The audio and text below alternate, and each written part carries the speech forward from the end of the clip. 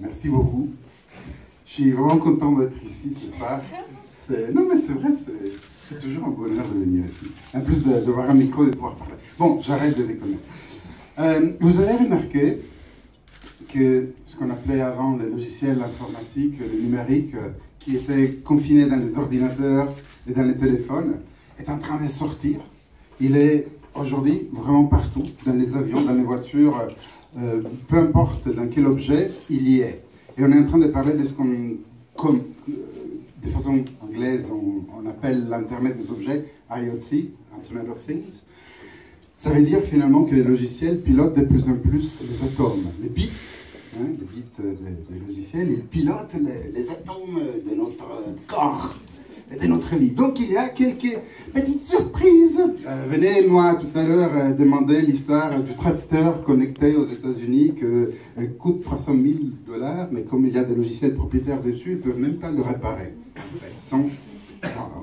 Et donc, l'autre petite surprise de cette transformation numérique, c'est que finalement, les choses technologiques, ils ont une croissance exponentielle. Tous les 18 mois, à peu près, on double la capacité, la puissance, la force de frappe du numérique.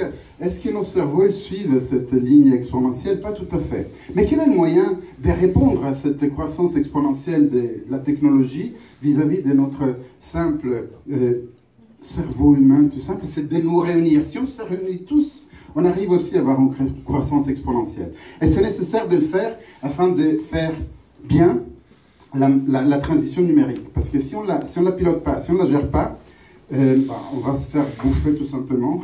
Comme déjà, si vous suivez un peu les problèmes de cybersécurité, on est en plein dedans déjà. Donc, je propose en fait de nous rassembler autour d'un label qui s'appelle le IoT Label, pour bien sûr Internet of Things, mais aussi pour inclusif, ouvert et transparent. Ainsi faisant, on peut le faire à tout niveau, qu'on soit des citoyens, on le fait pour répondre et comprendre quels sont les enjeux de la culture numérique, de cette transition. Donc on a besoin de nous en approprier et d'en parler autour de nous.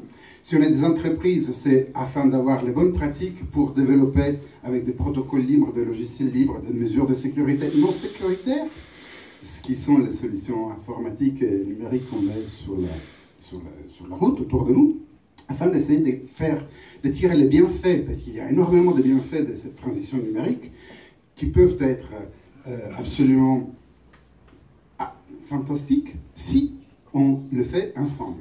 Donc l'IoT Label, iotlabel.org est le site où je vous propose de nous rassembler autour de ça. Et merci beaucoup de m'avoir écouté jusqu'à maintenant. Je vais m'arrêter là. J'ai quand même deux autres choses que je voudrais partager avec vous. En fait, une, c'est finalement tous ceux qui ont affaire avec du logiciel, qu'ils soient développeurs, qu'ils soient une entreprise qui développe du logiciel. Le 29 juin, ici, à Aix-les-Bains, enfin ici, juste à côté,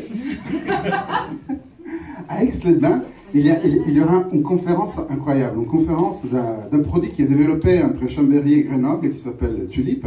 En fait, on fait la TulipCon. La TulipCon, ça va permettre à tous ceux qui ont besoin de développer du logiciel, finalement, de comprendre quelles sont les bonnes pratiques pour le faire et quels sont les outils libres pour le faire aussi. Donc ça sera le 29 juin à Aix-les-Bains. Donc si vous avez des questions, n'hésitez pas à venir me voir. Merci beaucoup.